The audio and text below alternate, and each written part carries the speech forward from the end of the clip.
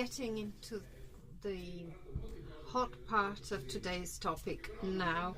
I listened to the previous speakers who spoke of the different aspects of the issue and very wisely, in my view, avoided ending up in a cul-de-sac, that is, how to reconcile needs which are often conflicting. So to repeat with other words what Mr. Anzaloni said, when he said that we must keep patients alive by closing the taps, I will follow up on that by saying that the notion of having a higher number of patients who are completely incapable of getting back to their previous life doesn't look like a very good prospect. This is a bit of a skeptical view that I shared with Osvaldo when I was sitting in the first row. When I am shown data which is so beautiful that it looks almost impossible, my first doubt is that this data may not be accurate enough. I don't think that any of us can easily believe in miracles nowadays, and I highly appreciate our German colleague who said that apparently we gained between 10 and 12%, but realistically we only gained between 2 and 4%. It is a great objective. It takes 20 years to get there. But to avoid a further polemic, I will try to convince you of why the tap remains open.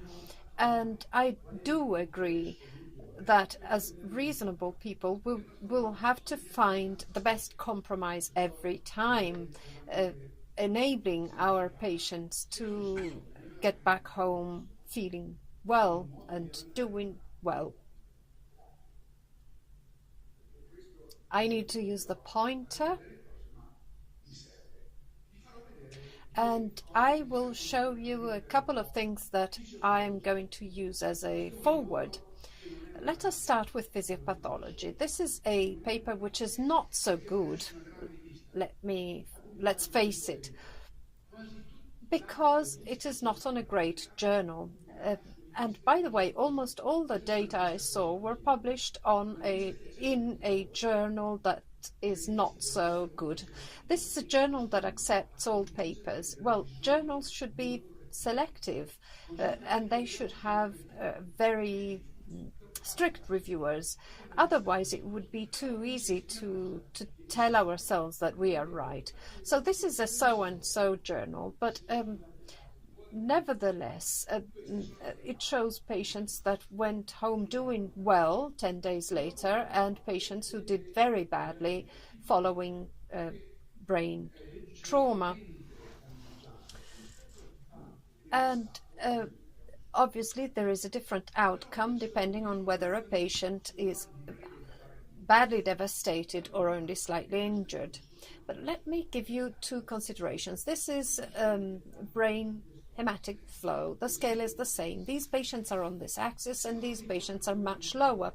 The second very important piece of information is how much oxygen these brains are burning.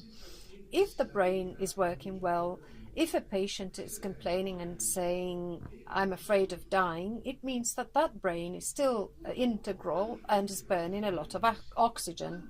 Unfortunately, also those who end up very badly are still burning oxygen when they first arrive in the hospital. The brain responds to trauma not by lowering its requirements, but unfortunately by increasing its requirements in the early hours. So these brains have a lower flow, and here the flow is lower than desirable, but unfortunately these patients still need a lot of oxygen. To do what? To burn glucose.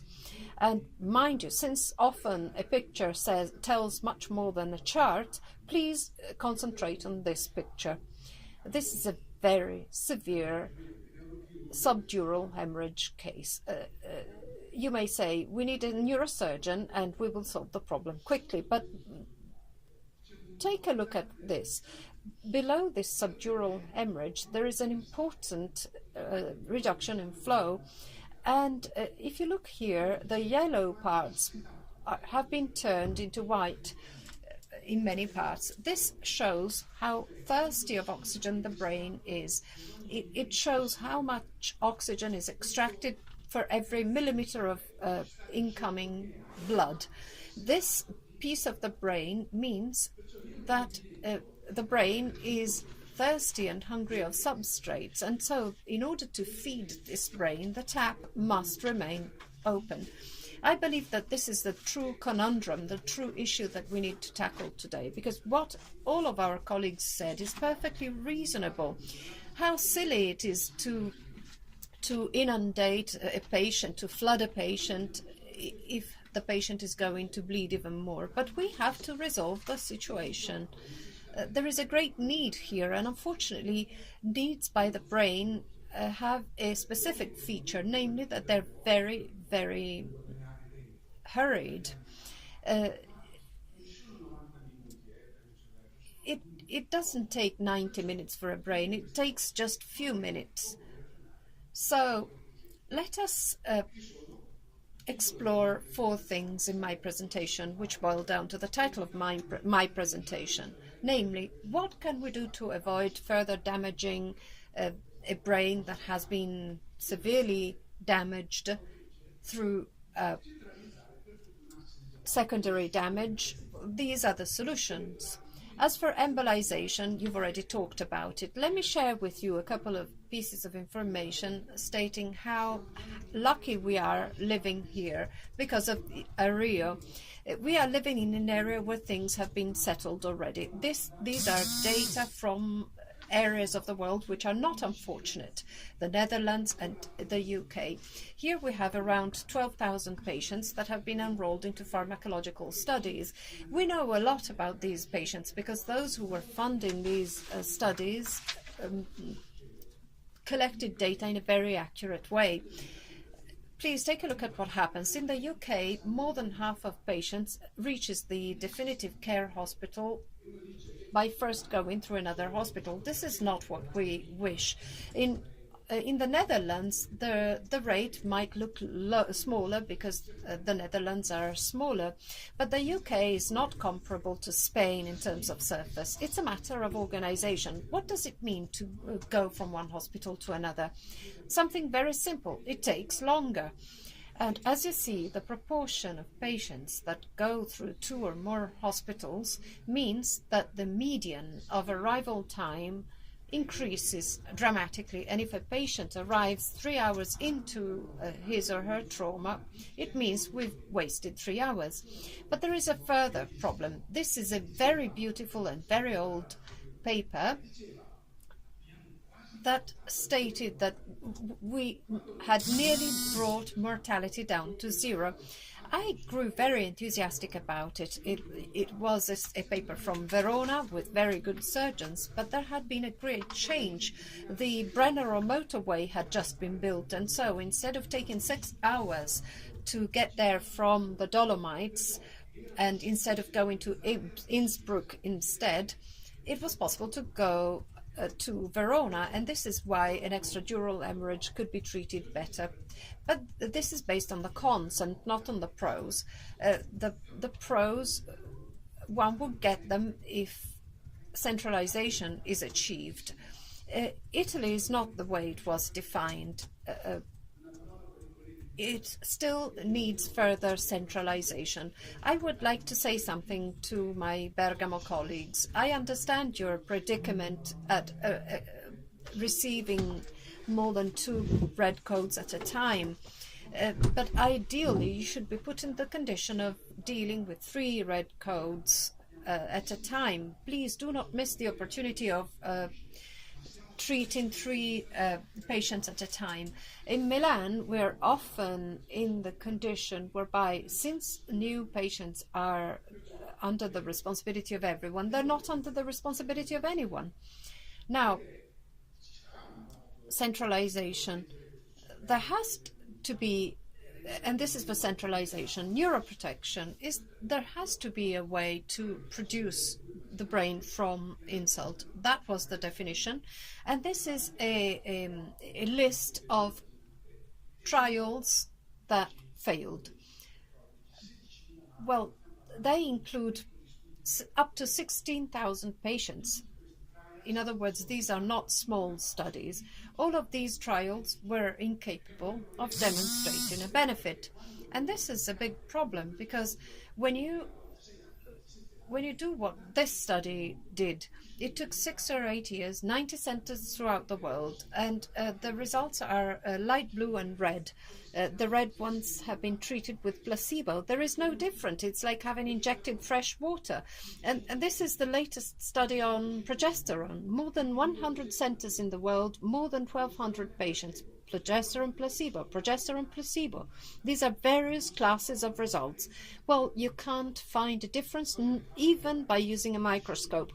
And what makes me angry is that there are more than 200 papers, experimental papers, that strongly demonstrate that progesterone is a neuroprotector, and we can't prove that. This is a small review I carried out with colleagues to summarize this history of defeats. This is not in order to depress you, but to learn from failure. So neuroprotection would be a wonderful thing, but unfortunately it doesn't exist so far. It is not a way to reduce secondary brain damage. No one likes it. There is no strategy so far that has been suggested. Perhaps resting could be beneficial for patients. And this is something that is seen and measured, but that we can now measure better. This is data collected with Giuseppe Citterio and Luigi Berretta, who work at San Raffaele in Monza, and I work in Milan. We collect patients because we do very few red codes. We have very few severely traumatized patients, and we classify them as suspect when they're cyanotic and there is a suspicion that they may not be receiving oxygen. And this is the Milan data. As you can see, there are 11.5% who show they have a problem in terms of hypoxia as soon as they're seen. Why are they hypoxic? There is always a reason.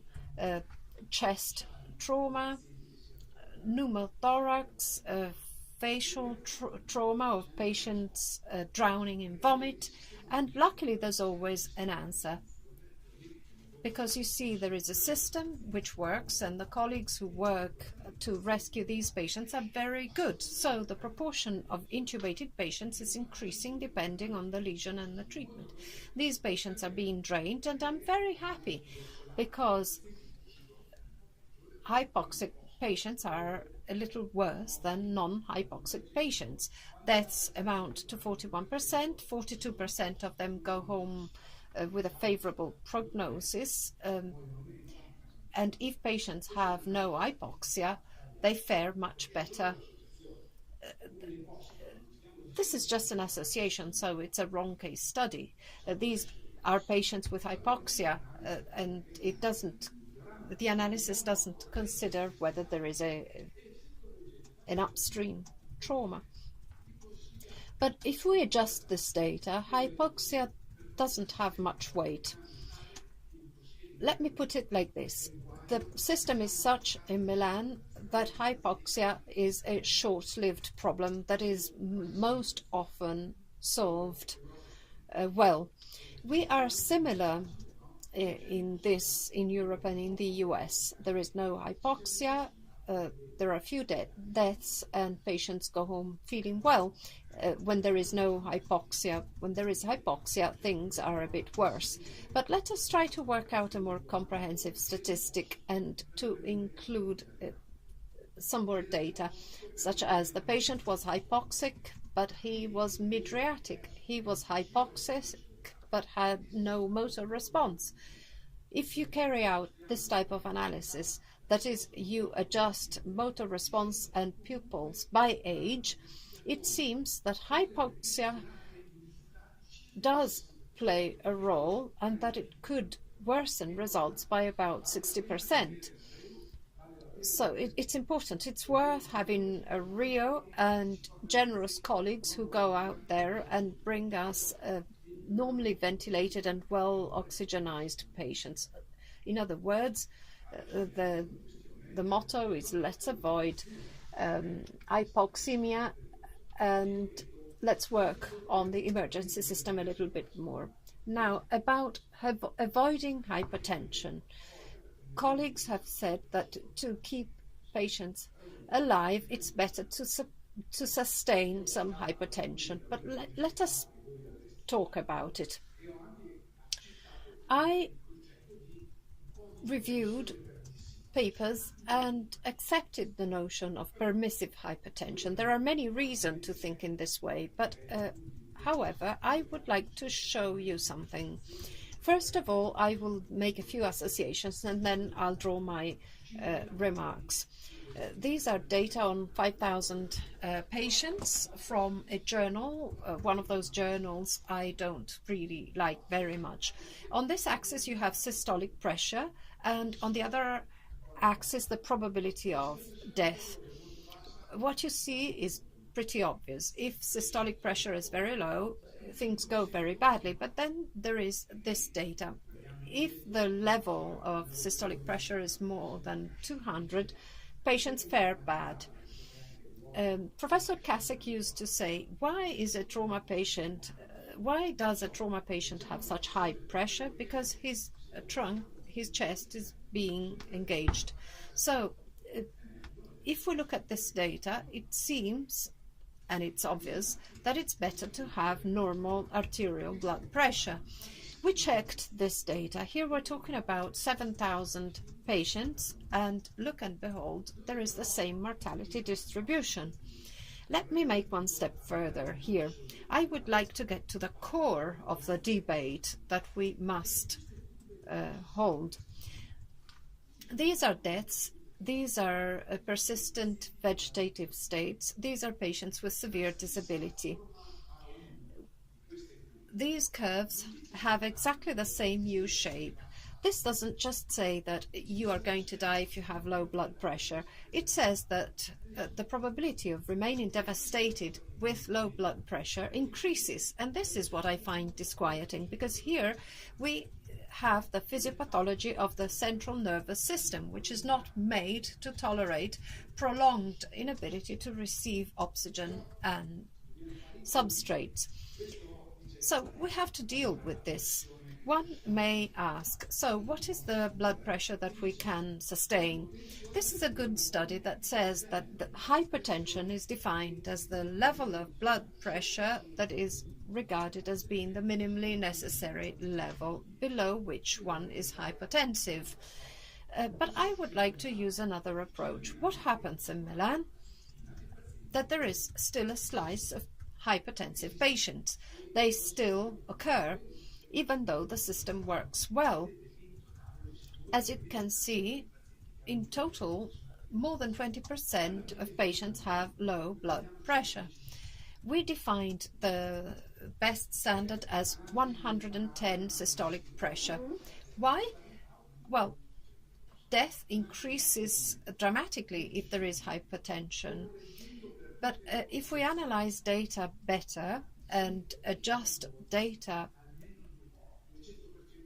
based on all variables, given the starting, the baseline data, well, surgeons are right. Blood pressure is very low because the gallbladder is bleeding and for many other reasons. But the result, the ultimate result, is that if there is hypertension, it's a disaster. Does it make any difference if there is hypertension and if there is cerebral hypertension because of a crushed brain? This is a very important study.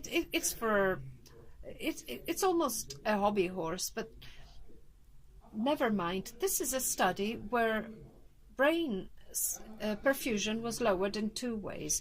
On the one hand, there was a group of animals that became exsanguinated. On the other hand, there was a balloon increasing pressure. With the same cerebral pressure,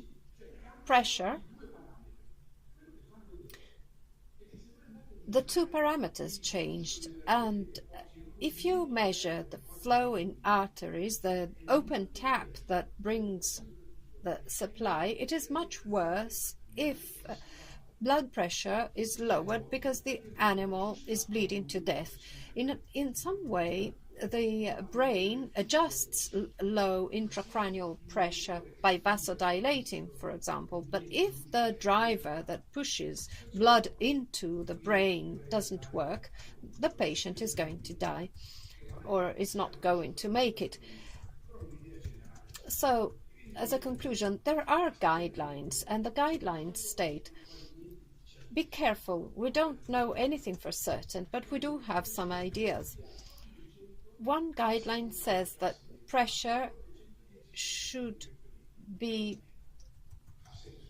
around 100 for younger patients and slightly higher for older patients. It works, it's logical.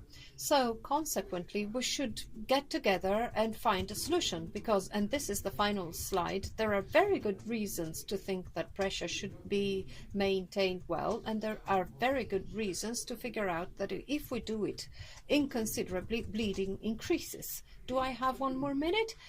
Please give me 1 more minute. Because since I was skeptical and polemical, I would like to end with some very comforting data. This is what happened in another era, which is not 1,000 years ago. This is data from Parma in 1984, 1989, and 1994. I used to work there, and we had our small register. I wanted to figure out what was happening, and this is what happened not 1,000 years ago, but just a few years ago. The yellow bar shows patients referred from other hospitals because of severe TBI. Almost half of them were intubated. The other patients, on the other hand, were coming from the territory, from the road. And how many of them were intubated? None of them. So this is how it worked. As you can see, over 11 years, the world changed. This great majority of patients, whether they came from another hospital or from the scene, stopped vomiting into their lungs. They were no longer hypoxic, and they had a few liquids to start adjusting losses and leaking. So this is to say that we are trying to tackle a very difficult challenge, but we're doing so now in a condition that's very good, and that is to be credited to people who have been working so hard up until now. And thank you. Here we have the last speaker for this session. We'll hold a presentation on witch diagnostic in patients with major trauma. Thank you very much, Chairman, for the kind